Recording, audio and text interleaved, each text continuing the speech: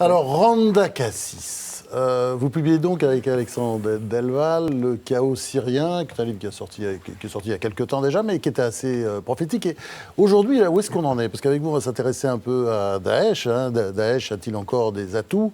Où est-ce qu'on en est? C'est-à-dire, d'abord, le régime a tenu beaucoup mieux qu'on l'aurait cru. Enfin, il tient mal, évidemment, il recule sans arrêt, mais il tient mieux qu'on aurait pu le penser. Pourquoi? Comment vous l'expliquez? C'est-à-dire aussi grâce à l'aide quand même des le régime Iraniens. De Bachar el-Assad. Oui, bien sûr, grâce aussi à l'aide des Iraniens, grâce aussi à Hezbollah, ensuite, après suivi par l'intervention, l'engagement militaire russe sur le terrain. Alors oui, certainement, c'est un régime. De toute façon, nous avons tous sous-estimé ce régime. Oui, mais je disais grâce aux Syriens aussi, parce qu'on sent qu'il y a un noyau dur qui soutient encore Bachar el-Assad. Il y a quand même, il faut avouer qu'il y a un pourcentage de la population syrienne qui soutient jusqu'à aujourd'hui le régime de Bachar el-Assad. On va dire le régime, pas que Bachar el-Assad. Parce qu'ils ont peur. Parce qu'ils ont peur, aussi parce qu'il n'y a pas une alternative. D'ailleurs, c'est l'excuse des Russes. Ils parlent toujours de l'alternative. Dites-nous qui est l'alternative à Bachar el-Assad. Parce que ça Daesh, aussi, c'est un problème. Voilà, ou Ahrar Sham, ou autres, ou soi-disant ce qu'on appelle les rebelles modérés. Mais qui sont les rebelles modérés? Il faut aussi savoir. Ça, vous n'y croyez pas, vous qui êtes syrienne, vous n'y croyez pas? Non, je ne crois pas qu'il y a des rebelles modérés. Peut-être il y a quelques brigades, des petites brigades par-ci, par-là, mais qui ne contrôlent rien sur le terrain. Il y en avait avant? À vrai dire, est-ce que c'est un mythe, l'armée libre? C'est ça aussi la question. Moi, personnellement, je crois que c'était un mythe. Peut-être il y avait, oui, bien sûr, il y avait une volonté de construire une armée libre. Mais après, avec aussi l'ingérence de l'Arabie Saoudite, de Qatar, de la Turquie, c'est-à-dire nous ne pourrons pas vraiment parler de l'armée libre. Il n'y a que des brigades islamistes. Alors, oui, ça, et il ne fait pas bon question. d'être laïque, puisque vous-même, vous avez été viré du Conseil national syrien parce que vous êtes laïque. Non, pas que pour ça. C'était en 2012. J'avais quand même alerté la communauté internationale ainsi que les Syriens qu'il y a un risque de djihadistes aujourd'hui en Syrie et qu'il faut arrêter de parler... Donc, viré. Voilà, alors j'étais complètement virée. D'ailleurs, le Quai d'Orsay a tout de suite rompu les relations avec moi suite à mes déclarations. Je suis même traitée d'un agent de régime syrien, d'un agent russe, d'un agent tout simplement parce que je cherche tout simplement une solution. Oui, mais c'est changé maintenant. Tout a changé depuis le discours de François Hollande. Ce qui fait rire quand même, c'est-à-dire juste tout simplement parce qu'on n'est pas d'accord avec la politique de certains pays, nous passons tout de suite comme agent, n'importe quoi. En vrai dire, le régime de Bachar n'a pas besoin d'un agent comme opposant, ça c'est d'abord. Nous cherchons, il y a d'autres aussi opposants syriens qui cherchent avec moi, nous ensemble, nous cherchons une solution politique en Syrie et nous croyons, et ça fait pas mal d'années aussi, que nous disons qu'il faut passer par la Russie et par l'Iran. C'est par ces deux pays qu'on aura quand même une solution politique. Si nous allons insister et tout simplement être rigides et parler de départ comme de départ de Bachar el-Assad, c'est-à-dire, moi je suis tout à fait d'accord que le régime syrien et Bachar el-Assad est autiste, mais à vrai dire, il y a d'autres gouvernements aussi, des États, le Quai d'Orsay est aussi autiste pour moi. Peut-être pas autant que Bachar el-Assad. N'a pas commis le même genre de meurtre jusqu'à nouvel ordre, non? Voilà. Non? Certainement. Quand même. Bien sûr. Non, mais je les tiens quand même co-responsables. Certainement que Bachar el-Assad a commis des massacres. Ça, personne pourrait de toute façon nier ça.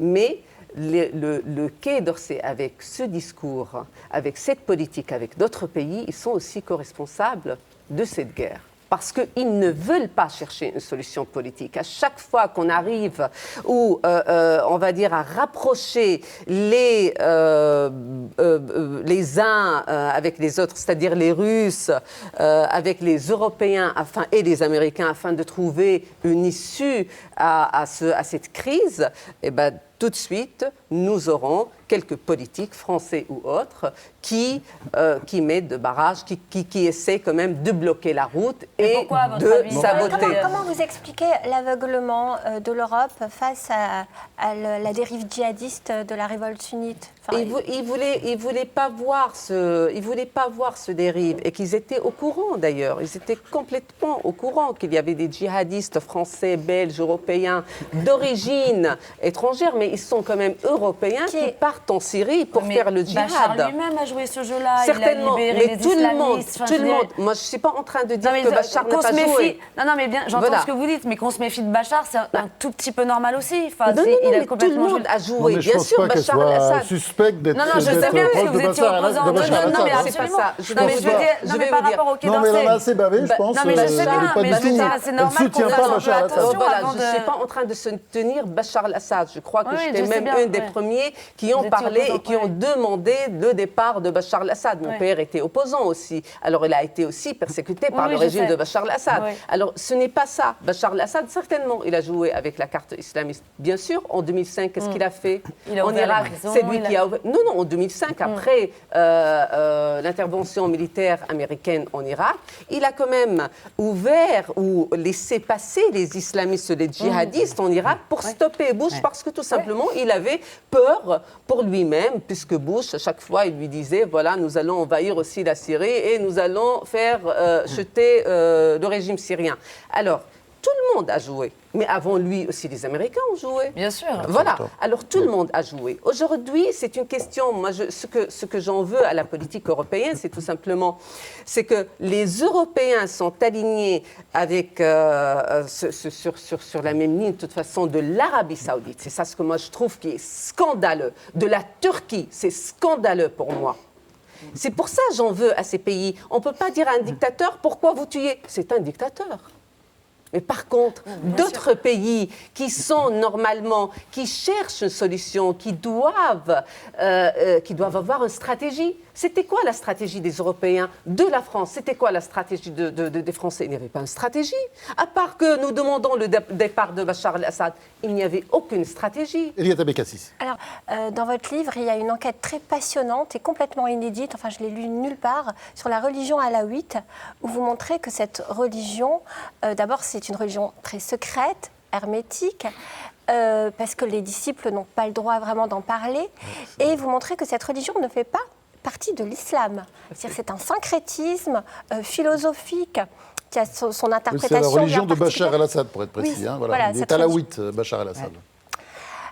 Donc, est-ce que vous pensez que c'est une véritable guerre de religion en Syrie qui cache une guerre politique, ou alors c'est une guerre politique qui prend le masque de la religion? Est-ce que le problème religieux est originaire et fondateur du conflit, en fait? Oui, certainement. C'est-à-dire, il y a parfois certains Syriens qui parlent de la Syrie, après la sortie des Français de la Syrie, ils parlent de cette période-là jusqu'aux années 60. Et ils disent... il est vrai qu'il y avait quand même un premier ministre chrétien, un autre aussi chrétien. Il y avait quand même, on va dire, il y avait une réconciliation entre toutes ces religions. Mais nous oublions quelque chose, que l'histoire lointaine en Syrie est pleine quand même de plusieurs massacres envers les Alaouites, les chrétiens et les autres. C'est ça ce qu'il faut aussi, il faut rappeler.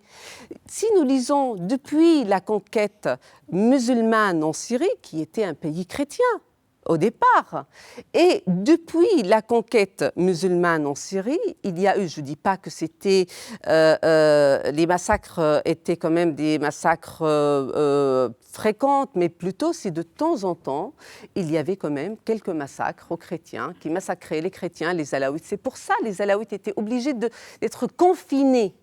Pourquoi? Parce qu'ils étaient considérés comme mécréants. Voilà, c'est un peu les laïcs de la Syrie, les Alaouites. Et c'est pour ça aujourd'hui, nous voyons aussi les Alaouites, ils sont beaucoup plus laïcs que les autres aussi.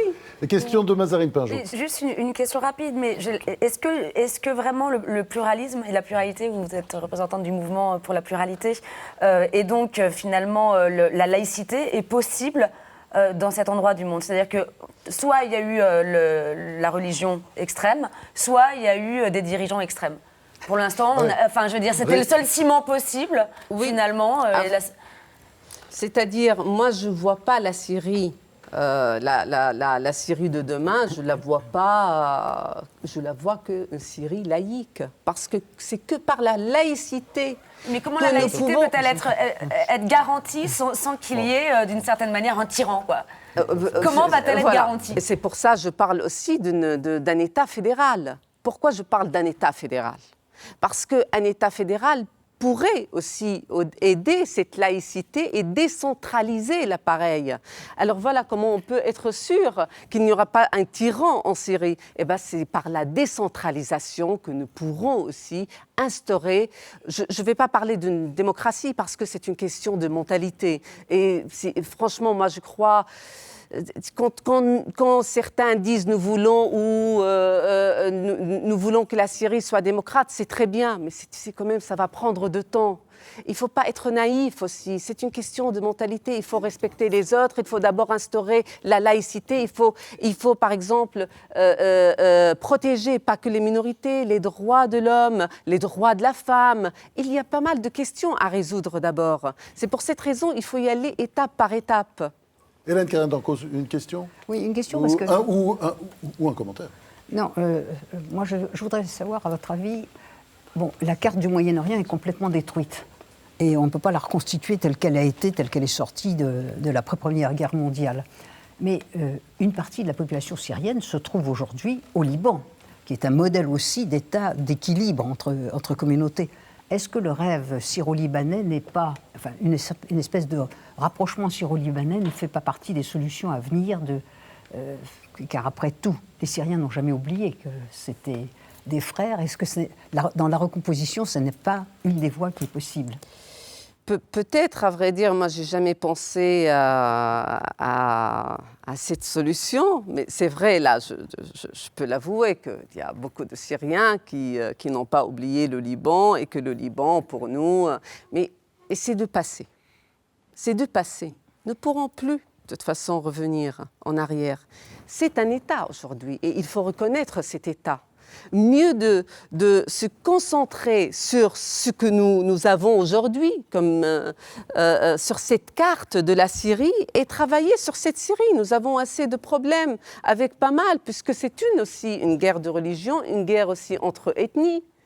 Alors, il faut résoudre tous ces problèmes pour se concentrer, afin de vraiment de construire un projet politique pour ce pays.